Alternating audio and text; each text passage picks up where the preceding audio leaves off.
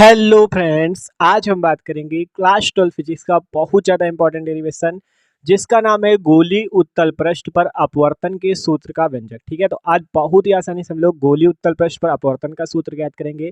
इसके पहले वाले वीडियो पे हमने आपको गोली अवतल पृष्ठ पर अपवर्तन का सूत्र निकालना बताया था, तो वो वाला वीडियो भी देख लेना जिससे आपको उत्तल वाला बहुत ही आसानी से समझ में आएगा। तो यार प्लीज वीडियो को शुरू से लेकर आखिर तक जरूर देखना। तो चलो बात करते हैं गोली उत्तल पृष्ठ पर अपवर्तन का सूत्र कैसे ज्ञात किया जाता है। ठीक है, तो सिंपल हमें गोली उत्तल पृष्ठ पर बनाना है। तो उत्तल पृष्ठ देखो, उत्तल इस तरह से बनता है, ये क्या है उत्तल। तो सिंपल इसे गोली उत्तल पृष्ठ बनाना है, तो इसे इस टाइप से थोड़ा बढ़ा देते हैं। ये बन गया आपका गोली उत्तल पृष्ठ। ठीक है, गोली उत्तल पृष्ठ बन गया। अब मान लो इसकी बीच से जो जाने वाली लाइन ये क्या होती है, मुख्य अक्ष रेखा होती है। ठीक है, ये क्या कौन सी रेखा है, मुख्य अक्ष की लाइन होती है। ठीक है, सिंपल। अब मान लो इधर का माध्यम इसका जो है ये विरल माध्यम है और इधर का माध्यम जो है ये सघन माध्यम है। ठीक है, इधर का माध्यम विरल है, इसका मान लो अपवर्तनांक n1 है, इसका अपवर्तनांक n2 है। ठीक है, ये आपका सघन माध्यम है। ठीक है, ये सघन माध्यम हो गया, ये विरल माध्यम है, सिंपल सी बात। ठीक है, तो देखो गोली माना एक गोली उत्तल पृष्ठ है। ठीक है, और आपने गोली उत्तल पृष्ठ खींचा, इसकी मुख्य अक्ष रेखा खींच दी। आप क्या करेंगे इस पे, अब आपको अपवर्तन का सूत्र ज्ञात करना है। तो सबसे पहले तो अपवर्तन की क्रिया ही देखनी होगी। अपवर्तन में क्या होता है, जब भी कोई किरण आपकी इस टाइप से आती है, ठीक है, तो वो अपने मार्ग से विचलित हो जाती है। मान लो ये अभिलंब है इसका, तो अपने मार्ग से विचलित हो जाती है। अगर विरल से सघन जा रही है तो अभिलंब की ओर झुकती है। ठीक है, अभिलंब की ओर झुकती हुई ऐसे चली जाती है, और अगर कहीं उल्टा सघन से विरल जाती है तो अभिलंब से दूर हट जाती है। तो ये आपकी होती है अपवर्तन की कंडीशन। ठीक है, दो कंडीशन होती है, अगर विरल से सघन माध्यम में किरण जाती है तो अभिलंब की ओर झुकती है, और अगर उल्टा है सघन से विरल जा रही है तो अभिलंब से दूर हट जाती है। अभी यहाँ पे देखेंगे, देखो यहाँ पे मान लो कोई वस्तु है।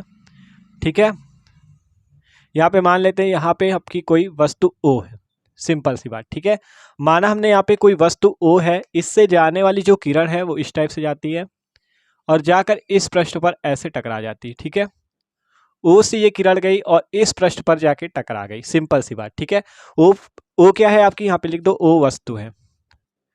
O क्या है, वस्तु है। ठीक है, सिंपल सी बात, O आपकी वस्तु है। तो O से जाने वाली किरण इस पृष्ठ पर टकराती, मान लो जहाँ पे टकराती इसे कुछ नाम दे दे, मान लो इसे नाम दे दिया A। ठीक है, सिंपल सी बात, इसे नाम दे दिया हमने A। आप देखो, आपको जब आपको पता है अपवर्तन में क्या होता है, जो आपतित किरण आती है तो हम उस पर अभिलंब बनाते हैं, फिर आपका वो तब होता है कि वो अभिलंब से दूर हटेगी, अभिलंब से दूर जाएगी। तो सबसे पहले तो अभिलंब बनाना होगा। तो देखो अगर हम इसको मान लो ये जो गोली पृष्ठ है इसका कोई केंद्र भी होगा जिसे वक्रता केंद्र कहते हैं। मान लो इसका केंद्र यहाँ पे है C। ठीक है, ये इसका वक्रता केंद्र है, वक्रता केंद्र तो जानते होगे C है। अगर आप इस पॉइंट को इससे मिला देते हो तो जो बीच की लाइन होगी वो कितने का अंश का कोण बनाएगी, 90 डिग्री का। यहाँ पे जो एंगल बनेगा ये 90 डिग्री का होगा, सिंपल सी बात। कैसे, देखो कोई भी मान लो गोला है, अगर उसका कोई केंद्र है, अगर आप उस केंद्र को किसी भी पॉइंट से मिलाते हो तो उस पे वो कोण जो बनता है 90 डिग्री का बनता है। अगर यहाँ पे भी मिलाते हो तब भी आपका ये कोण 90 डिग्री का बनेगा, यहाँ पे मिलाते हो तब भी कोण 90 डिग्री का, और यहाँ पे मिलाते हो तब भी कोण आपका 90 डिग्री का ही बनेगा। तो वही चीज़ है, हमने केंद्र से इस पॉइंट को मिला दिया तो ये बीच का कोण कितना बनेगा, 90 डिग्री का ही बनेगा। तो सिंपल हमने अभिलंब बना लिया। आप देखो किस माध्यम में जा रही किरण, विरल माध्यम से सघन माध्यम में। तो जब विरल से सघन में जाती तो अभिलंब की ओर झुक जाती किरण, किरण क्या होती है, अभिलंब की ओर झुक जाती है। ठीक है, मतलब आपका जब विरल माध्यम से सघन माध्यम में जाएगी तो अभिलंब की ओर झुकेगी। तो अभिलंब आपका देखो यहाँ तक हमने बनाया ना, तो इधर से आपका इधर जाके झुकेगी। देखो ये अभिलंब है, अभिलंब की ओर झुकती हुई इधर जाके कहीं प्रतिबिंब आपका बना लेगी। इस टाइप से आपको इस लाइन को यहाँ पे ऐसे जाके मिला देना है, यहाँ पे आपका जाके प्रतिबिंब बनेगा। ठीक है, आई। तो सिंपल क्या हुआ यहाँ पे, देखो ध्यान से समझो, जब किरण पहले ये O वस्तु थी, यहाँ से आपकी गई इस A पॉइंट पर टकराई। ठीक है, फिर हमने क्या किया, अब हमें अपवर्तन का नियम लगाना है तो हमें क्या करना होगा, अभिलंब खींचना होगा। इसलिए हमने क्या किया, इसके केंद्र C से जाकर इसको मिला दिया, तो अभिलंब खींच गया। अब जब विरल माध्यम से सघन माध्यम में किरण जाती है तो अभिलंब की ओर झुक जाती है। तो वो सिंपल क्या हुआ, ये अभिलंब आपका यहाँ तक पीछे तक आया ना, तो ये अभिलंब की ओर झुकती हुई इस टाइप से चली जाएगी। और अगर इस किरण को भी आगे बढ़ाना चाहो, ये वाली जो आई थी, तो ये भी आपकी इस टाइप से आगे जाके इस टाइप से चली जाएगी। ठीक है, ये इस टाइप से। ठीक है, सिंपल, ये जो किरण आई इस टाइप से आगे चली जाएगी अगर बढ़ाना चाहो आगे। ठीक है, तो सिंपल प्रतिबिंब यहाँ पे बन गया आपका, और वस्तु तो ये बगल में ये O वस्तु थी, I प्रतिबिंब है, तो सिंपल ये बना। ठीक है, अब हम यहाँ पे अपवर्तन का नियम लगाएंगे। ठीक है, तो उससे पहले ये समझो, आपको पता है जब ये देखो यहाँ पे मान लो ये जो आपतित किरण आती है, यहाँ बीच में अभिलंब हम लोग खींचते हैं और यहाँ पे जब ये इधर चली जाती है दूसरे माध्यम में, तो इधर का जो अभिलंब और आपतित किरण के बीच का कोण आई होता है, जिसे आपतन कोण कहते हैं। तो वैसे ही यहाँ पे देखो, ये वाली किरण ओ वस्तु से यहाँ पर गई थी ना, तो ये आपतित किरण है, और ये क्या है ऊपर वाला अभिलंब, तो इसके और अभिलंब के बीच कोण क्या बनेगा, आई।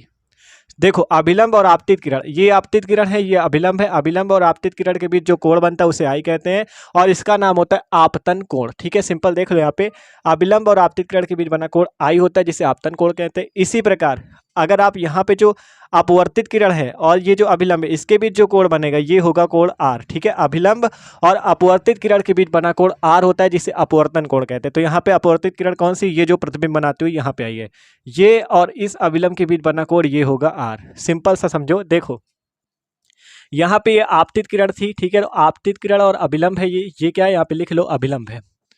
ठीक है, ये सिंपल अभिलंब है, तो आपतित किरण और अभिलंब के बीच बना कोण होता है आपतन कोण। तो सिंपल ये आई हो गया आपतन कोण। इसी प्रकार यहाँ पे ये आर जो हुआ ये अपवर्तन कोण हुआ, किसके बीच बना है, अपवर्तित किरण और अभिलंब के बीच। तो सिंपल ये बात समझ में आई। आप देखो, जब ये वाला कोण आर है तो ये वाला कोण भी आर हो जाएगा। कैसे, मैथ में होता है शीर्षा विमुख कोण जिसे कहते हैं। देखो इस टाइप से है, तो यहाँ पे अगर ये कोण आर है तो ये वाला कोण भी आर हो जाएगा। देखो यहाँ पे ये कोण आर है ना, तो ये कोण भी आर हो जाएगा, तो ये कहलाता है शीर्षा विमुख कोण। ठीक है, तो सिंपल इतना समझो, अगर ये कोण आर है तो ये कोण भी आर हो जाएगा। ठीक है, इतनी बात हो गई। अब मान लो हम इस कोण को यहाँ पे, ठीक है, इन तीन कोण और मान लेते हैं। मानो यहाँ पे हमने एक अभिलंब डाल दिया, ठीक है, यहाँ से एक अभिलंब डाल देते हैं। देखो एक यहाँ से इस टाइप से 90 डिग्री पे एक लंब डाल देते, ये 90 डिग्री पे। ठीक है, इस पॉइंट का नाम ए था, इस पॉइंट को नाम दे देते एम। ठीक है, सिंपल समझना, ये ए पॉइंट तो पहले से था, यहाँ पे बस 90 डिग्री पे एक लंब डाल दिया जिसका नाम हो गया एम। और आपको पता है ये जो आपका दर्पण या लेंस होता है, इस पे बीच में कौन होता है, ध्रुव पी। ठीक है, कोई भी उत्तल दर्पण है तो इस पे यहाँ पे बीच वाला क्या कहलाता है, ध्रुव कहलाता है ना, तो वही हमने ध्रुव पी बना दिया। ठीक है, तो सिंपल इतनी बात समझ में, यह पूरा चित्र आपका कंप्लीट है। ठीक है, बस यहाँ पे थोड़ा कोण बना लेते हैं। मान लो इस कोण को अल्फा मान लें, इस कोण को बीटा मान लें, इस कोण को मान ले गामा। अब बस ये पूरा चित्र आपका कंप्लीट है, आप केवल डेरिवेशन आपका रह गया है। ठीक है, तो एक बार चित्र फिर से समझ लो हमने क्या क्या किया है। हमने सबसे पहले गोली उत्तल पृष्ठ बनाया था, वस्तु ओ है, ओ से जाने वाली किरण इस पॉइंट ए पर टकराई। ठीक है, अब ए पर टकराई तो आपको अपवर्तन का नियम लगाना है, तो हमने सिंपल अभिलंब खींच दिया, अभिलंब खींच दिया तो जब विरल माध्यम से सघन में जाती तो अभिलंब की ओर झुकती, तो अभिलंब की ओर झुकती हुई आई यहाँ पे प्रतिबिंब बना लिया। अब जो आपतित किरण है और अभिलंब इसके बीच बने कोण को आई कहते हैं आपतन कोण, और अपवर्तित किरण और अभिलंब के बीच बने कोण को आर कहते हैं अपवर्तन कोण। ठीक है, अब जब ये कोण आर हुआ तो शीर्षा विमुख कोण के कारण ये कोण भी आर हो जाएगा। फिर हमने यहाँ से एक अभिलंब खींचा इस एम पॉइंट पर इस टाइप से 90 डिग्री पे। ठीक है, फिर यहाँ पे अल्फा कोण इसे मान लिया, इसे बीटा कोण, इसे गामा कोण। बस सिंपल समझ गए चित्र। आप देखो आगे इसका डेरिवेशन करते हैं। तो देखो हमें अपवर्तन के लिए सूत्र लगाना है, तो हम क्या करेंगे, यहाँ पे अपवर्तन का नियम लगाएंगे। अपवर्तन का कौन सा नियम लगाएंगे, स्नेल का नियम। अपवर्तन का जो दूसरा नियम होता है स्नेल का नियम, वो लगाएंगे यहाँ पे। तो यहां पर से हम लिखेंगे स्नेल के नियम से। ये जो आपका है ये अपवर्तन का दूसरा नियम आपको पता होगा, स्नेल का नियम, तो यहां से लिखते हैं स्नेल के नियम से। इसका अपवर्तनांक n1, इसका अपवर्तनांक n2, तो यहां पर से लिख देंगे n2 बटा n1 बराबर साइन आई बटे में साइन आर। ये आपने पढ़ा होगा, अपवर्तन का दूसरा नियम है कि आपका मतलब आपतन कोण की ज्या, आई आपतन कोण है तो आपतन कोण की ज्या तथा अपवर्तन कोण की ज्या का मान नियत होता है। ठीक है, नियत का मतलब अपवर्तनांक n2 बटा n1। ठीक है, तो सिंपल ये क्या होता है आपका स्नेल का नियम। इसे समीकरण नंबर 1 मान लो। अगर इसे सॉल्व करना चाहो तो आगे कर भी सकते हो। देखो अभी समीकरण 1 ना मानो, यहाँ पे इसका गुणा इस पे कर देते, इसका गुणा इस पे, तो n2 इस पे गुणा तो साइन आर हो जाएगा, n1 का गुणा उस पे तो n1 साइन आई। ठीक है, n2 sine r equal to n1 sine i. इतना आ गया सिंपल। आप देखो यहाँ पे क्या करते हैं, आप देखो ये जो r और i कोण है, ये i कोण और r कोण बहुत छोटे होते हैं, इस कारण से त्रिकोणमिति में ये जो साइन लगा इसे हम लोग छोड़ देंगे। हमने इसके पहले वाले वीडियो पे भी आपको करके बताया था। तो यहाँ से लिखेंगे चूंकि i व r बहुत छोटे कोण है। ठीक है, सिंपल आपको यही लिख देना है बस, i व r बहुत छोटे कोण है, इसलिए हम इन साइन को छोड़ देंगे। सिंपल n2r बराबर n1 i लिख देंगे और इसे ही समीकरण नंबर 1 मान लेंगे। सिंपल समझो क्या किया हमने। सबसे पहले तो भैया स्नेल का नियम लगाया, n2 बटा n1 इक्वल टू साइन आई बटा साइन आर। फिर गुणा हुआ n2 sine r equal to n1 sine i. अब आपसे कहा ये जो i कोण है और r कोण है बहुत ही छोटे एंगल है, तो त्रिकोणमिति में जब बहुत छोटे एंगल होते हैं तो उनके साथ जो साइन कॉस टेन ये सब लगे होते हैं हम उनको छोड़ देते हैं। तो सिंपल हमने यहाँ पे साइन को छोड़ दिया, केवल आर बचा आर लिख दिया, आई बचा आई लिख दिया, तो N2R इक्वल टू हो गया N1I के। इतना सिंपल हो गया। आप देखो आगे समझते हैं। अब यहाँ पे हमें चाहिए आर की वैल्यू और आई की वैल्यू। आई और आर की वैल्यू कैसे निकलेगी वो दिमाग लगाओ कि यहाँ पर से आई और आर की वैल्यू कैसे निकाली जाए। तो देखो सिंपल आई और आर की वैल्यू कैसे निकालते हैं। यहाँ पे लिखते हैं, देखो नीचे लिख रहे हैं त्रिभुज OAC में, देखो लिखते हैं त्रिभुज OAC में। अब अगर त्रिभुज OAC बना है तो कैसा बना है, देखो इस टाइप से बना है। ये O पॉइंट है, ये A पॉइंट है, यहाँ पे C पॉइंट है, ये कोण आपका बीटा है, ये कोण आपका अल्फा है, और यहाँ पे एक बाहर कोण है R। ठीक है, बाहर कोण ये वाला है, देखो OAC, ये बाहर कोण है ना अभिलंब के बीच, तो ये कोण है आपका I, ये वाला कोण देख सकते हो यहाँ पे, ये वाला। अगर इसको भी बाहर इस टाइप से बढ़ा दिया जाए तो यहाँ पे कोण एक बन रहा है I। देखो OAC त्रिभुज में देखो ये कोण आपका I बन रहा है, ये I कोण हो गया, यहाँ पे बीटा बन रहा है, यहाँ पे अल्फा बन रहा है। तो जब इस टाइप से होता है तो ये जो बाहरी कोण होता है ये अंदर वाले दो कोणों की योग के बराबर हो जाता है। तो यहाँ से I बराबर आप लिख सकते हो बीटा प्लस अल्फा के। कैसे लिखा ध्यान से समझो। सिंपल ये त्रिभुज है OAC, ठीक है, अंदर के कोण है बीटा और अल्फा, बाहर का कोण है ये देखो इसी भुजा पर बन रहा है ना, ये कोण बन रहा है I। तो यहाँ से आप लिख सकते हो I equal to beta plus alpha. तो I का मान ऐसे निकलेगा, मतलब बाहर का कोण बराबर अंदर के दो कोणों के योग के। और फिर लगाते त्रिभुज IAC में। त्रिभुज IAC देखो कैसा, ये I, ये A और ये C, IAC बनाओ।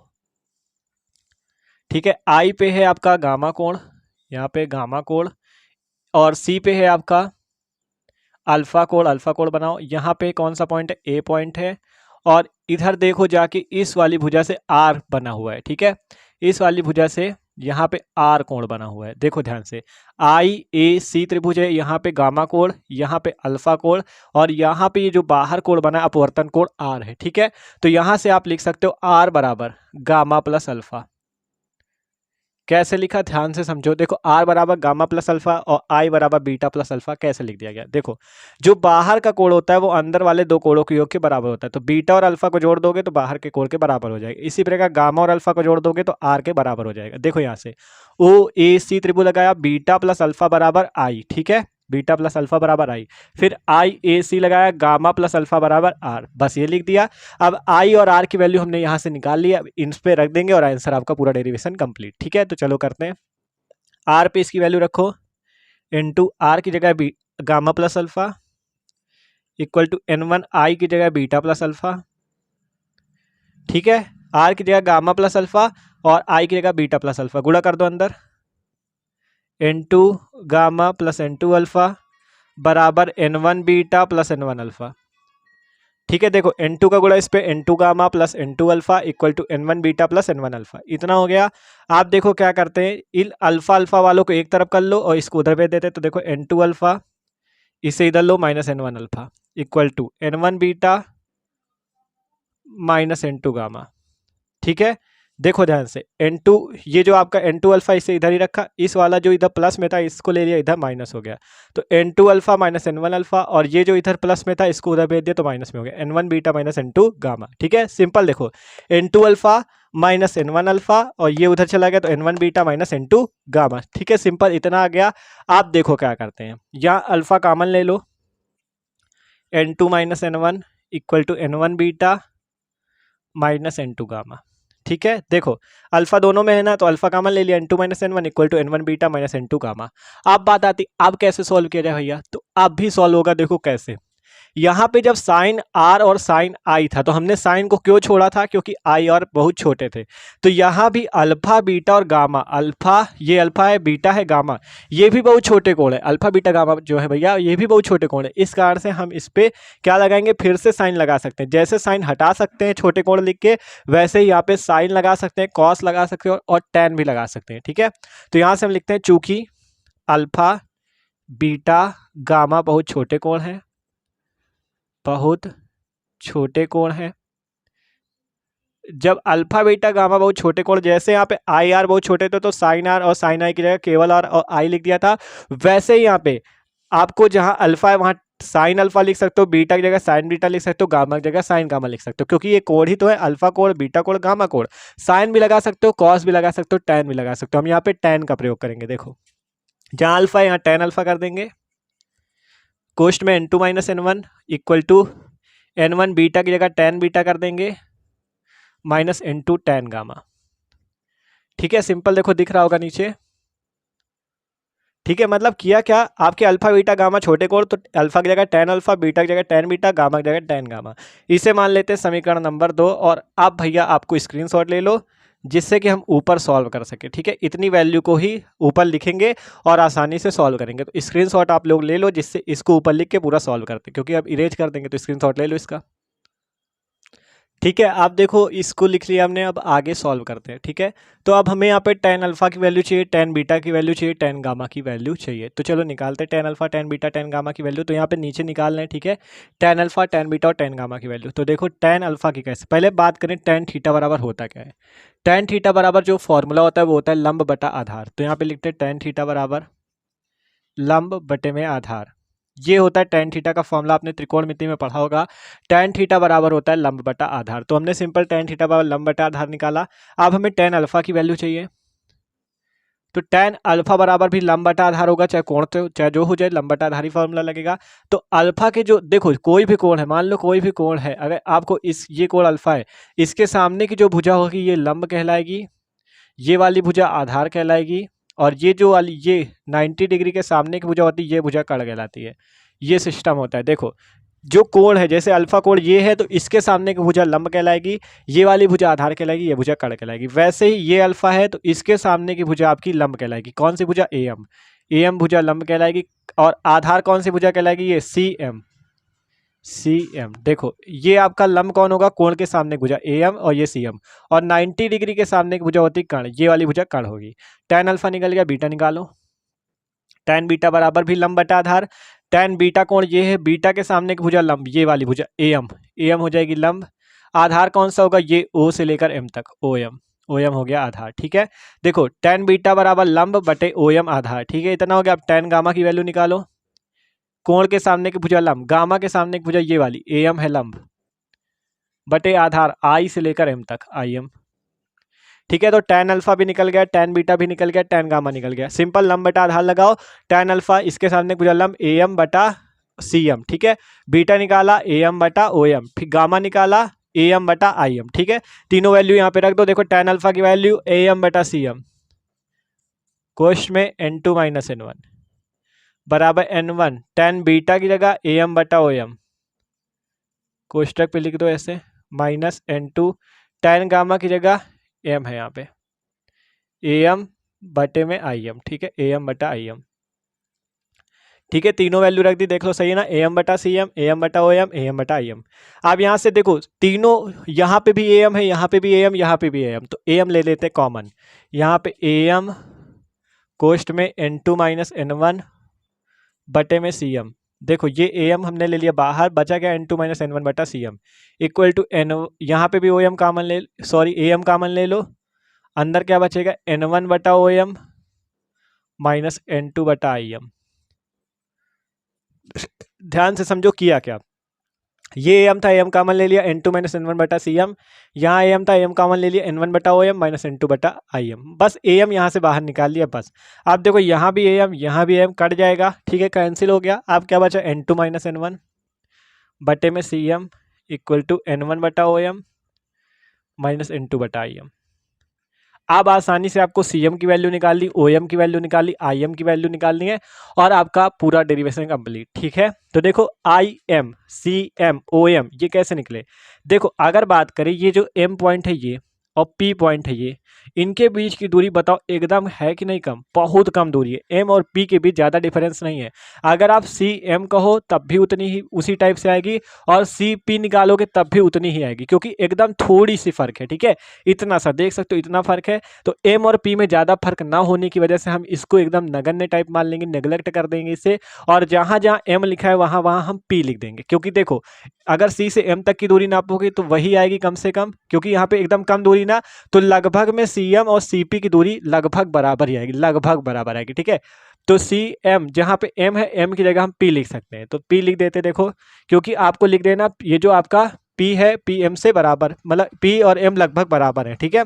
तो यहाँ से लिखते हैं n two minus N one बटे C P equal to n one बटा O C minus n two बटा आई सी।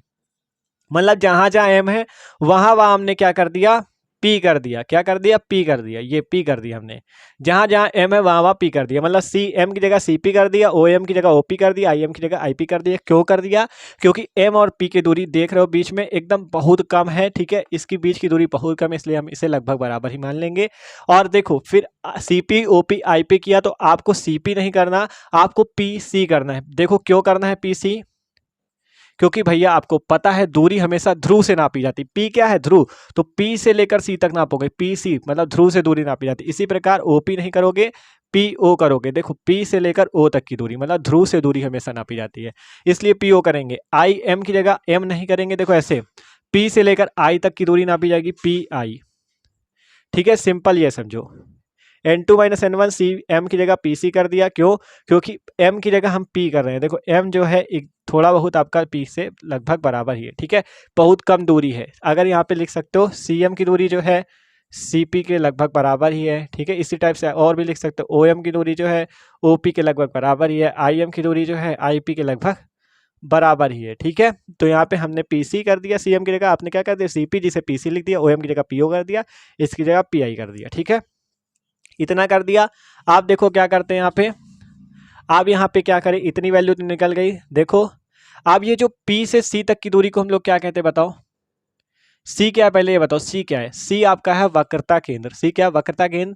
तो ध्रुव से वक्रता केंद्र तक की दूरी को क्या कहते हैं, R, जिसका नाम क्या होता है, वक्रता त्रिज्या, ठीक है। मतलब P से C तक की दूरी को कहते हैं वक्रता केंद्र, जिसे कहते हैं आप, सॉरी, P से C तक की दूरी को कहते हैं वक्रता त्रिज्या। C आपका वक्रता केंद्र है, P क्या है, ध्रुव, तो ध्रुव से वक्रता केंद्र तक की दूरी को क्या कहोगे, वक्रता त्रिज्या। इसी प्रकार अगर O की दूरी निकालनी है आपकी, तो O क्या है, वस्तु, तो वस्तु की लंबाई क्या कहते हैं, U से प्रदर्शित करते हैं, तो सिंपल आपका ये ध्रुव तक की दूरी, ठीक है, सॉरी, ये यहाँ ध्रुव से वस्तु तक की दूरी क्या होगी, u के बराबर।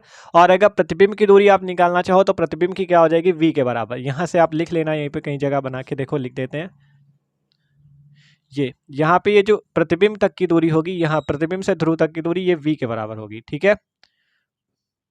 देखो आपका P से I तक की दूरी V के बराबर होगी, P से O तक की दूरी U के बराबर होगी, और P से C तक की दूरी R के बराबर होगी। क्यों हुई, बताओ क्यों हुई, क्योंकि भैया ध्रुव से वस्तु की दूरी को हम लोग U से प्रदर्शित करते हैं, ध्रुव से प्रतिबिंब की दूरी को V से प्रदर्शित करते हैं, और ध्रुव से वक्रता केंद्र तक की दूरी को वक्रता त्रिज्या R से प्रदर्शित करते हैं। तो अब इन्हीं तीनों वैल्यू को हम यहाँ रख देंगे और आपका डेरिवेशन कंप्लीट हो जाएगा। तो देखो PC की जगह क्या रखेंगे, PC की जगह R रखेंगे, n two minus N one बटा R equal to n one बटा पी। ओ की जगह क्या रखोगे, यू रखोगे तो यू रख दो, माइनस एन टू बटा पी। आई की जगह क्या रखोगे, वी रखोगे तो वी रख दिया। बस एक चीज और ध्यान देना है, आपको चिन्ह परिपाटी का नियम जरूर लगाना है। कैसे, देखो जैसे ये किरण थी, ओ से जो किरण गई थी, किरण ऐसे जा रही है। अगर आप किरण की दिशा में दूरी नापते हो तो प्लस में रखोगे, अगर विपरीत दिशा में नापते हो तो माइनस में रखोगे। किरण जा रही इस दिशा में, देखो ये इस दिशा में जा रही है, तो इधर की सारी दूरी प्लस में रखोगे और इधर की सारी दूरी माइनस में रखोगे। तो ये जो पी सी वाली दूरी, ये आप क्या रखोगे, प्लस में, और अगर इधर नापते हो तो माइनस में रखना है। तो पी से सी तक की दूरी को तो आप प्लस में रखोगे, तो प्लस का आर। और यू दूरी जो है उल्टा नाप रहे हो, ऐसे पी से ओ तक की दूरी, तो इसे माइनस में रखना है, माइनस यू। और P से I तक की दूरी को भी माइनस में, माइनस V। क्यों किया ऐसा, क्योंकि ध्रुव के इधर की दूरी होंगी पॉजिटिव और इधर की होंगी माइनस में, ठीक है। तो सिंपल इतना आ गया। अब आपका कंप्लीट हुआ, PC की वैल्यू प्लस का R, PO की वैल्यू माइनस का U, PI की वैल्यू माइनस V। तो यहाँ से मान निकल आया N2 माइनस N1 बटे में R इक्वल टू यहाँ से बचा माइनस का N1 बटा U प्लस का N2 बटा V। देखो कैसे आया, ये माइनस था तो माइनस ऊपर ले लिया, माइनस का N1 बटा U, ये माइनस मिलके प्लस हो गया N2 बटा V। अब इसे सही से लिख लो, N2 माइनस N1 बटा R इक्वल टू N2 बटा V माइनस N1 बटा U, ठीक है। ये वैल्यू आपकी निकल के आ गई, ठीक है। यही आपका पूरा सूत्र होता है प्रकाश के अपवर्तन का सूत्र उत्तल पृष्ठ पर, ठीक है। अगर आप इसका पूरा वाला सही से जैसे बुक पे दिया उसको लिखना चाहते हो तो देखो यहाँ पे लिख देते हैं। आपको इस पे करना क्या है, ये जो आपका फॉर्मूला है इस पे N1 से भाग दे देना है। देखो यहाँ नीचे R है, ठीक है। यहाँ पे जहाँ N2 है तो N2 बटा N1 कर दो, N1 से मतलब दोनों पक्षों पे भाग देना है, बटे N1 बटा N1, यहाँ बटे में R इक्वल टू N2 बटे n1 बटे में क्या v माइनस n1 बटे n1 बटे में u। देखो यहाँ नीचे लिख लेना दोनों पक्षों में n1 से भाग देने पर, तो n2 बटा n1 कर दिया, n1 बटे n1 कर दिया, यहाँ पे भी n2 बटे n1 और n1 बटे n1, मतलब दोनों पक्षों में हमने n1 से भाग दे दिया। अब भाग दोगे तो देखो यहाँ से n1 से n1 कैंसिल, यहाँ पे भी n1 से n1 कैंसिल। आप देखो ये जो n2 बटा n1 होता है इसे आप क्या लिख सकते हो, n के बराबर, ठीक है। n2 बटा n1 को क्या लिख सकते हो, n के बराबर, क्योंकि अपवर्तनांक ही तो होता है। ये n2 क्या था, सघन माध्यम का अपवर्तनांक, n1 क्या विरल माध्यम का, तो n2 बटा n1 क्या हो जाएगा, n के इक्वल, ठीक है। तो इसको n के इक्वल लिख लेना, और n1 से n1 कटा बचा 1, तो n माइनस 1 बटा r, n2 बटा n1 n के इक्वल, तो n बटा v, और यहाँ पे 1 बचा माइनस 1 बटा u। ये आपका समीकरण आ गया, n माइनस 1 बटा r इक्वल टू n बटा वी माइनस 1 बटा यू। ठीक है, तो भैया स्क्रीनशॉट ले लो आराम से, आपका डेरिवेशन कंप्लीट है गोली उत्तल पृष्ठ पर अपवर्तन के सूत्र का व्यंजक। ठीक है, पूरा समझ सकते हो आसानी से, ये चित्र और ये पूरा इसका आंसर, ये दोनों। ठीक है, ये वाला चाहे लिख लो चाहे ये वाला लिख लो, मस्त से आप कर सकते हो। तो गोली अवतल पृष्ठ वाला भी देख लेना, इसी तरह से एकदम मस्त से हम लोगों ने समझा है। तो वीडियो अच्छा लगा हो तो लाइक कर देना, चैनल पर न हो तो सब्सक्राइब जरूर कर देना, स्क्रीनशॉट ना लिया हो तो ले लो। Okay, thanks for watching this video. तो सब्सक्राइब जरूर कर देना, ठीक है।